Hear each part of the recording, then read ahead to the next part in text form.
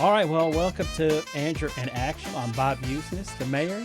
The purpose of this series is to let people in town kind of get to know how the town works better, who is behind everything, and kind of what you need to know that you might not know already.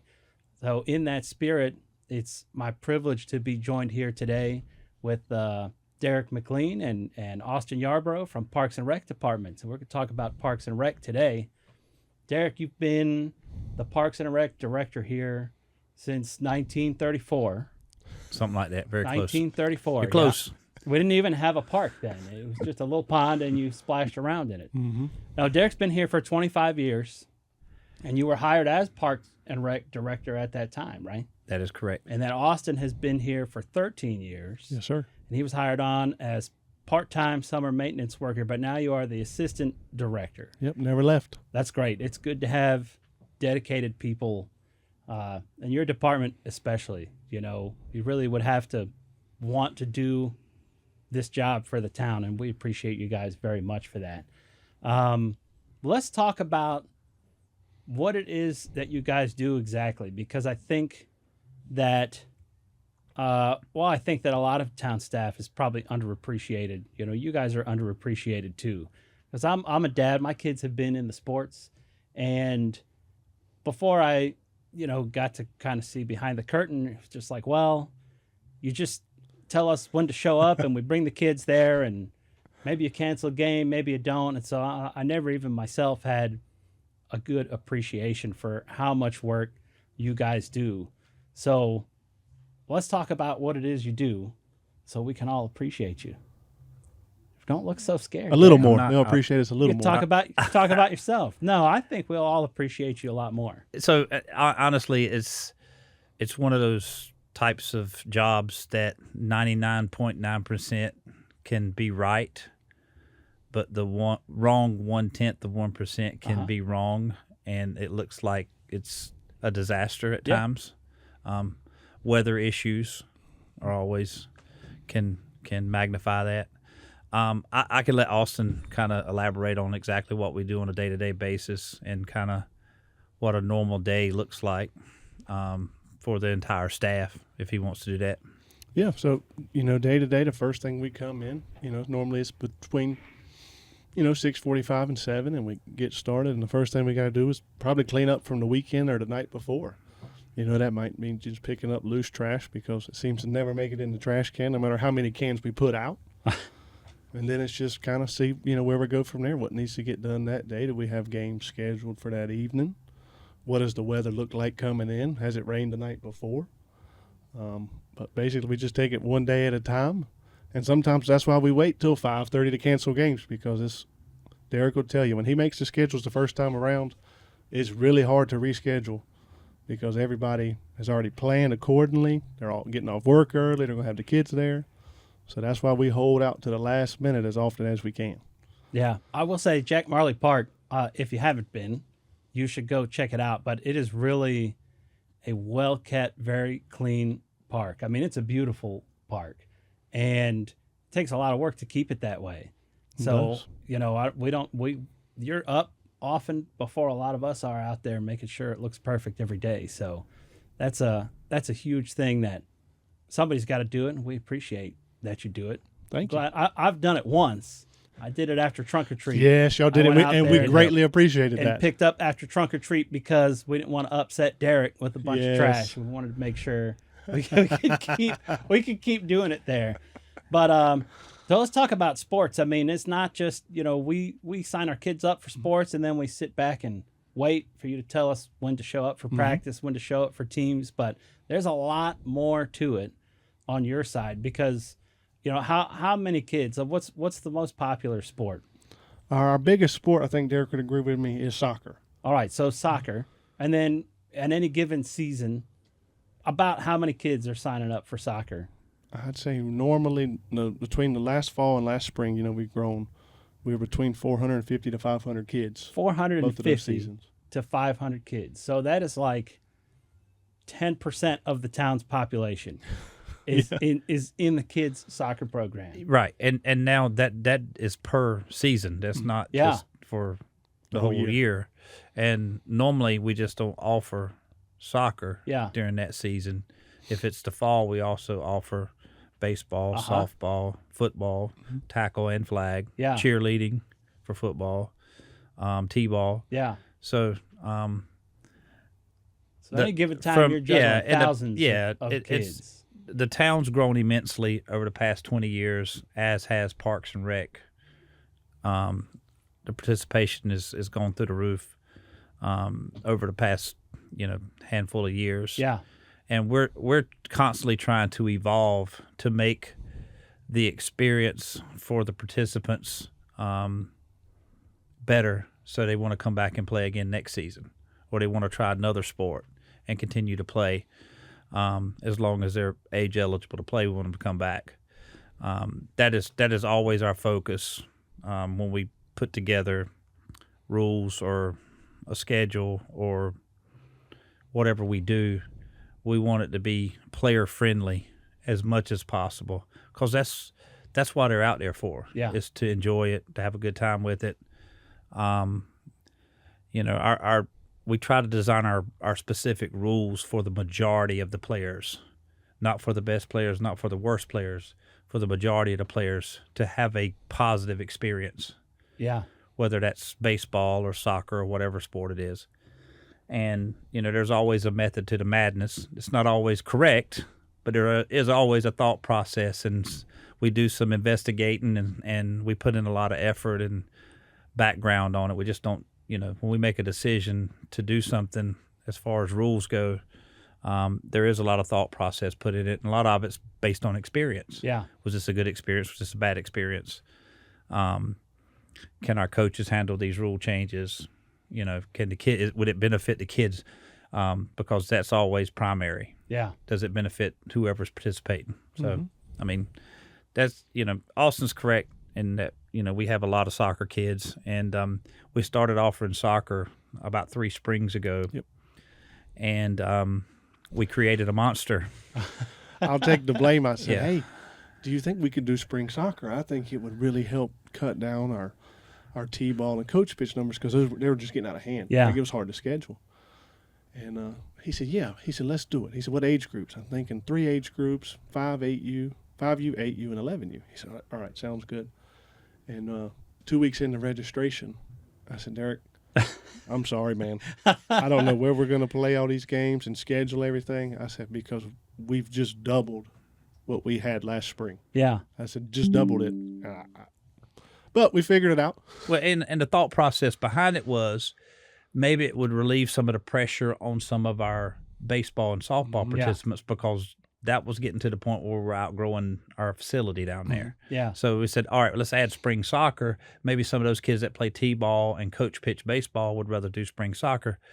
And that didn't happen. We still had the same amount of kids doing T-ball and coach pitch, and we had soccer with the same amount of kids that were doing fall soccer, were doing spring soccer. Yeah. So it's great. I mean, we don't regret doing it. Yeah. We just, I don't know how prepared we were for the numbers that came in. We've had to get really creative scheduling wise. But it's good. I mean, we want to grow, but we want to, I mean, most importantly, we wanted to justify, the fact that we do need additional facilities. Yeah. And we have done that. We're definitely going to talk about that here, but whatever you guys are doing down there right now, you must be doing it right, because I know for a fact that it's not just Town of Angier kids that are joining up. I mean, we're getting people from Fuquay, other parts of Harnett County, Wake County, Johnston County. I mean, kids are coming from all over to join the programs that you guys run.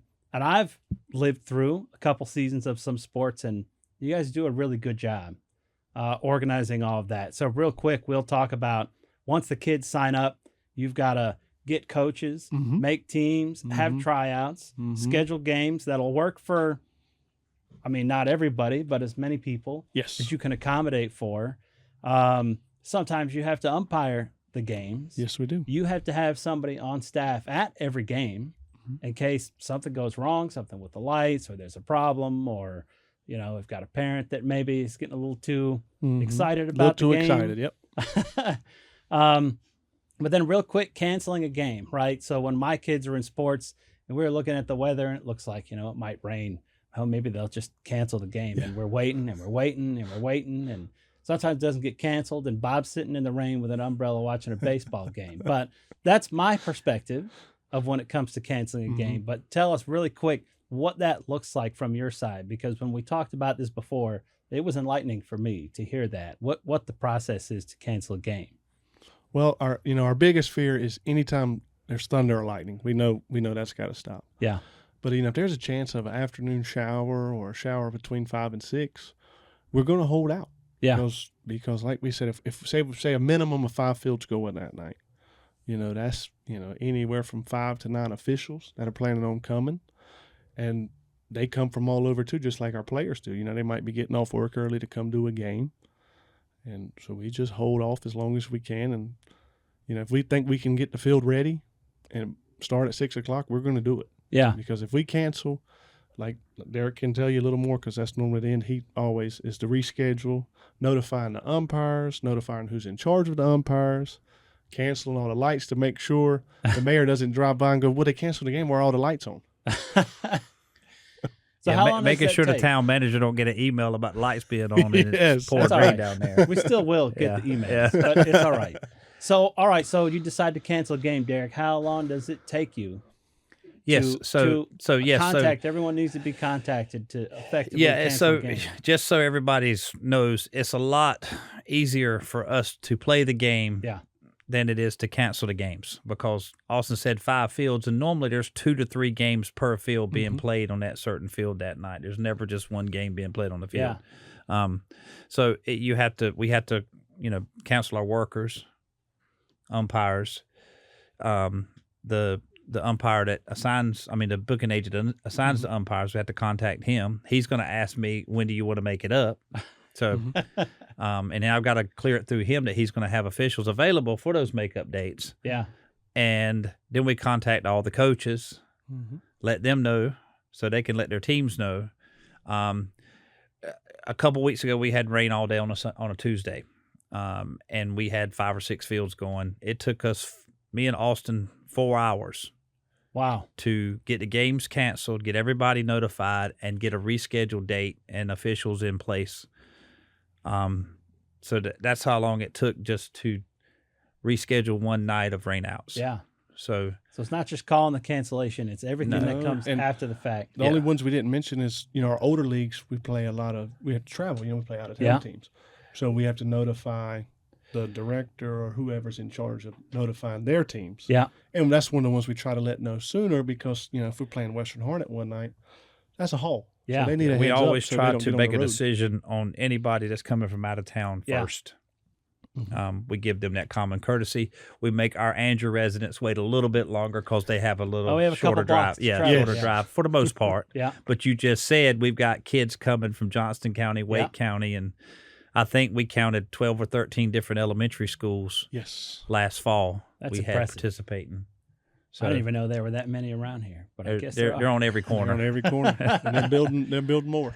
So yeah, it's extremely stressful trying to figure out how to make these games up, when to make them up, and not put too many games, and not put too much on the parents by having them play 3 or 4 nights a week. Yeah. We try to keep it at 2 nights a week. Sometimes we can't control that. And the parking. And then this we got past parking. spring, the biggest thing we The P scheduled word. around was parking. Yeah. Well, that'll tried to segue make us sure- right into the parking, right? That's a Yes. that's a big issue that anyone who's been involved in the sports can appreciate, that when you guys are rolling games, there are times when there is not a parking space Had to circle marked a few times. or flat enough to put a car on, or even a bush for you to park your giant truck on. There's nowhere in the park when people are transitioning games. So there's not much for you guys to talk about there, but I have lived through that. Well, we feel like we've made major progress in that Yeah. over the past 14 months. So you guys work on scheduling with that Yes. to try to make sure there's not too many cars in there at once and time for overlap. And I appreciate that very much. But, we have recognized it, or I, at least for the past year or two, have started to recognize that it's actually it's a real problem when people have to park on Willow Street illegally and nobody can get through. And so we'll come back around to what that has done. But real quick at Jack Marley, we've got erosion control measures. So we know that the side of the pond opposite the street. Mm-hmm. I don't know how what's your lingo when you're The ball field side. Sector 7. The parking lot side, the ball field side. Okay, that's fine. It's not as exciting, but okay. Yeah, All right. Tennis court side. Let's Tennis call it court side, Sector there we go. 7. So Sector 7 is eroding, Mm-hmm. and but we've got some money in the budget, so you guys can address that, right? Yes. Because we don't want kids falling in Well, there. we have proposed that in the budget. The Board of Commissioners have not formally passed that budget Okay. yet. If I'm correct on that, I think I'm correct on. I think it's not passed yet. It's up for what, June 18th. Yeah. is when it will be up It's been for. brought to our attention. But it is, yes, it has been proposed that we take some measures on some of the erosion problems we've got. Yeah. On, what would you call it? Sector 7. Sector 7. Yeah, which we Sector call 7. the tennis court side. All right. Of the pond. Okay, it's fine. And then also in the budget, we've got the potential to hire Ty Pearson on as a full-time employee, right? He just graduated. That's the He's plan. been a part-time employee for how long? How long has Ty been helping you 4 or guys 5 out? years. Yeah. He's been official for 4 or 5 years. He's, Yeah. he's been a volunteer since he was about 7 years old. Met, Yeah. Wow. I think I met Ty in the summer of 2012, Yeah. and we hadn't been able to run him off yet. That's pretty much the whole time you've been working here, almost. Yes. Yeah. I was basically Ty's age now when I met him the first time. Yeah. So we. Anyone who's in sports, I think, already knows who Ty is. Ty has always got a smile on his face. He's a hard-working kid. I think that's all over Angier, Bob. I don't think Yeah. it's just sports. I think, Well, he's Probably right. also a volunteer firefighter. Well, Yeah. the joke I make, and watch out, Bob, is I said, Ty's going to be the mayor one day. Yes. You know yeah, what? you better watch your back. If I- Ty I wanted would to run sleep- for mayor, I think everybody'd have a tough time. Yes. beating him. I would Yes. sleep well at night. I would hand that gavel over with a bow on it. I think he could do it. I'd be happy to see him do that. So he's going to be official full-time now, which is good because we know that he's dedicated to the town. And that's hopefully somebody we'll have for a long time. you Yes, know, that's the goal, is to try to bring in good people and keep them here for a long time. Yeah. Well, I mean, that's across Derek the can board. elaborate on it, but the biggest thing we've had in our department, Derek's department, is stability. Yeah. We have a full-time maintenance guy, Randy Bain. He's the first one everybody probably sees in the morning. Yeah. And everybody loves to talk to him. Sometimes I get on him, I say, hey, I can't talk to everybody. He said, but people love to talk to me. I said, I know. I said, well, keep them happy. I said, as long as they don't come and talk to me complaining about you, we're doing good. That's all anybody could ask for, I think. All right, so here's the big question. What are you going to do about the geese, man? They poop everywhere. Do you guys clean the goose poop periodically? We do. I heard that. Sadly, we do. We do. And that's a fun And when I fact. say we, I mean me too. Yeah, You too. It's a we. Is this like a shovel and a gator kind of It's job? a or- shovel and gator and blower and broom if you need it. And Yeah. sometimes buckets of water. Yeah. Yeah. But you to guys try are to making an expedite. effort. And I think We do. We try. People We do. need to appreciate that because every time you go, I mean, geese are an animal, Yeah. and the pond is a natural fixture of nature. And so they're going to be attracted to it. It is And, wildlife, They yes. eat, and then, whatever comes after eating And happens. if you've been down there in a few weeks, they have multiplied. Yes, I know. I bet the swan is missing now. The swan is missing. I yes. wonder if maybe you picked it up and sold it. I was We wondering talked if about how I much was looking if swans it was were on Facebook Marketplace, but I haven't right. seen it. Yeah, I yet. haven't seen Now I'm the holding swan, it for so- now. There's got to be the okay. proper amount of time. I couldn't find a fence for it, so we'll see. And then ducks. All right, I'll just talk really quick about ducks. I go down there. I feed the ducks. I love to feed the ducks. We shouldn't be feeding the ducks bread, and we shouldn't be feeding the ducks potatoes. And that's just something I want to mention really quick for anyone who's paying attention. They love chopped lettuce, peas, oats, cracked corn, rice, birdseed, all kinds of stuff like that is good for them. It's got the nutrients they need. If we fill them with bread, then they don't get the nutrients they need.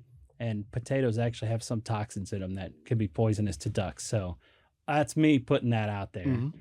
All right. So parking. So hold on, I have a question for you, Uh-oh, Mayor for Bob. me? Yes, Okay. and it's have you gotten complaints about the geese pooping down there? Yes. Okay, I have Figured you received had. complaints, and I'm happy to. That's what I'm here for. yeah. I've had complaints of goose poop, which I can appreciate because I'm that guy who could step in animal poop in the middle of Food Lion.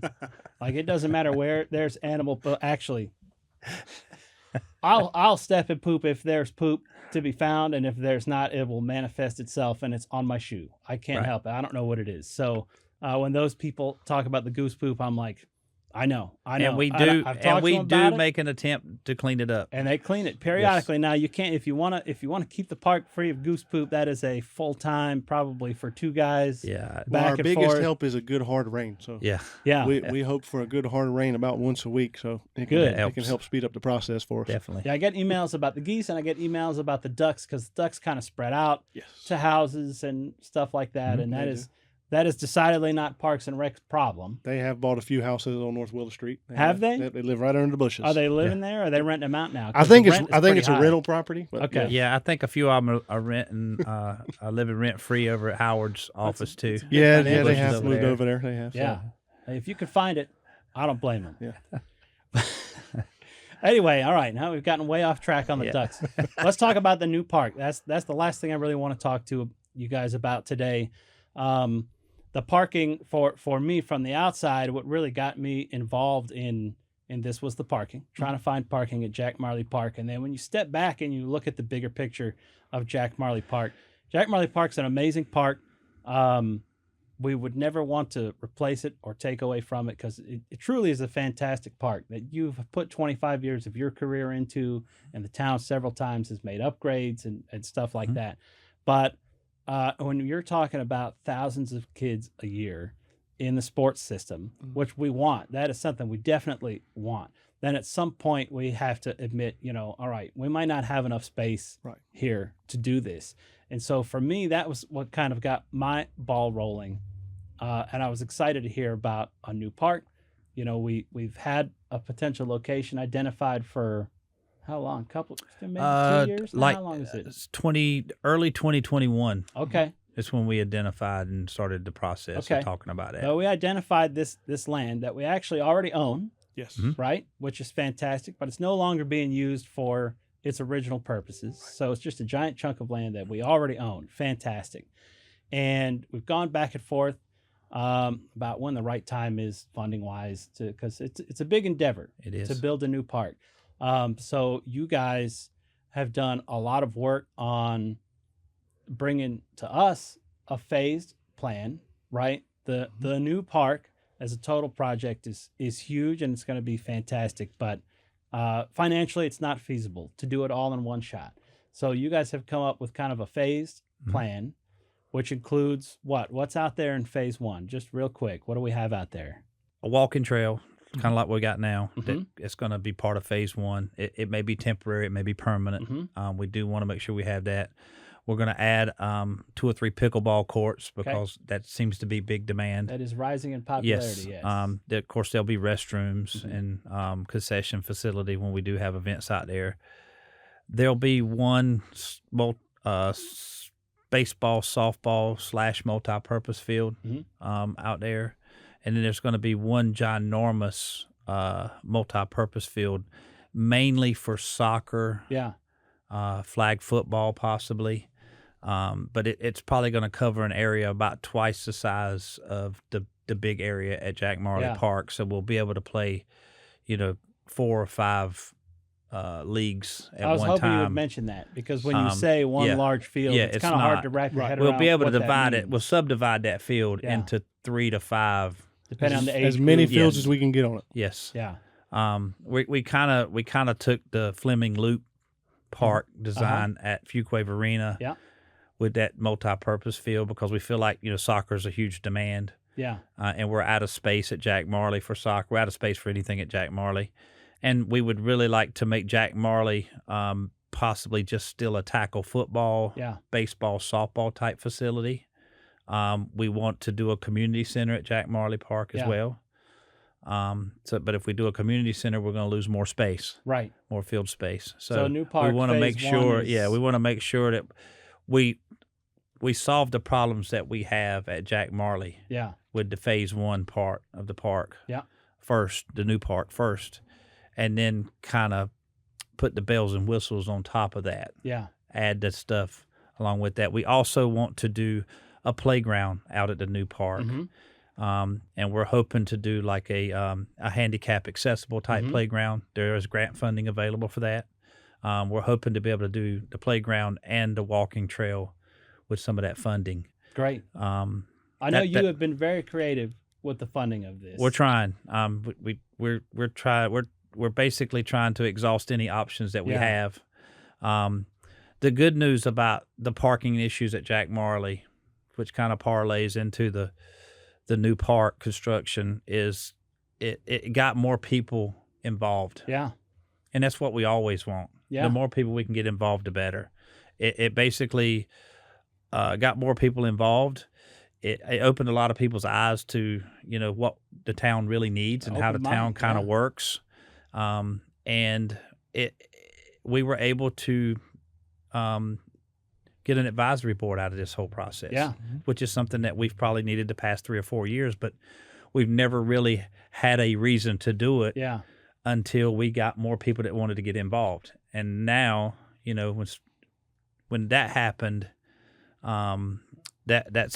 we feel like that's going to help enhance the possibility of additional funding for any type of project we do in Parks and Rec moving forward, because we've got 7 more minds on it and 7 more people that are thinking, okay, what can we do to find outside sourcing, outside funding that's not going to put the burden of cost totally on the town. And that's the goal. We want to make sure that the town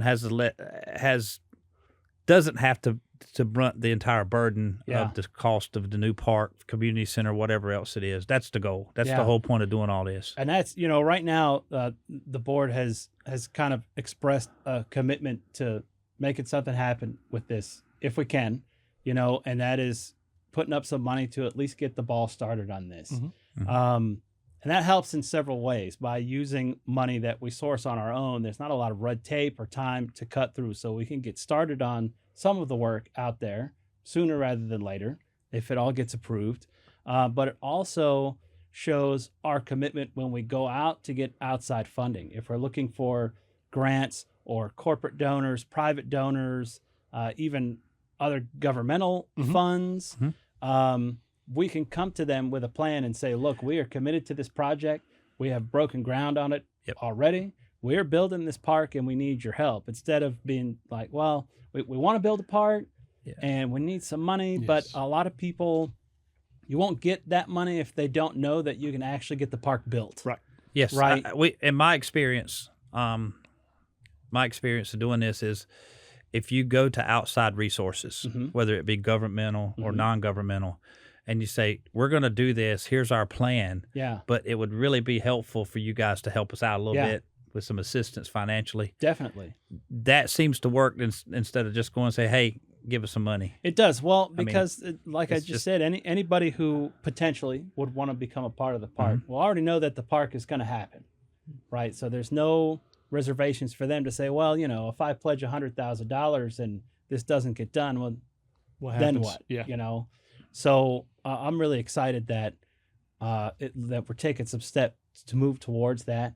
And you have been very creative in the design of the park and where we could get funding from. I'm excited to help you with all those aspects. But that's new and exciting stuff in Angier. It is. And then we'll try to keep Derek around for another 75 years. Hey, as long as he'll stay. He'll stay. I make the joke that me and him maybe will retire on the same day when, As long as years we can from now, make it we'll so go out Derek at the same loves day. to come to work. Then what's he going to do? Well, every day working with me is a great day. Do, right? You might as well come down to work. He greets me every day with a smile. Does he? He does. I bet he does. A lot of people probably don't believe that, but he does. I bet he does. There might be choice words with it, but it's a smile. That's our hey. You can say whatever you want if you have a smile on your face. That's all that matters. We're making stuff up now. All right. Would you guys have anything you want to add while we're here? 2 things. Okay. Austin's going to give you the dates for the upcoming fall sports registration. Great. And one thing that we did not talk about, as much as we probably should have talked about, is we really need volunteers to coach teams. That is our biggest problem since we've grown so much. We Yeah. have way more teams. And sometimes our teams have too many players on it because we don't have enough coaches. Sure. And when we have too many players on the team, that means everybody don't get to play as much as they probably would like to play. Yeah. It makes the job harder for the volunteer coaches that we do have. So it's not a real hard job. If you need any instruction or training, me and Austin can provide that. Yeah. It's not a big deal. We just need somebody that cares about giving their kid and the kids Right. on that team a good experience. That's So you all don't it need needs. someone who is No. all about football. No, all we about just need basketball. somebody that cares about giving the kids a good experience. Yeah. That's it. The I mean, rest it's you not, can no. help them figure out. Yeah, the rest of it is easy. Yeah, the rest is just Yeah. rules, but Yeah, the kind we of just- program you're trying to run is for the kids to have a good time, and so Yeah. that's your I mean, criteria for look, a coach. We're keeping score. We want it to be semi-competitive, Yeah. yes.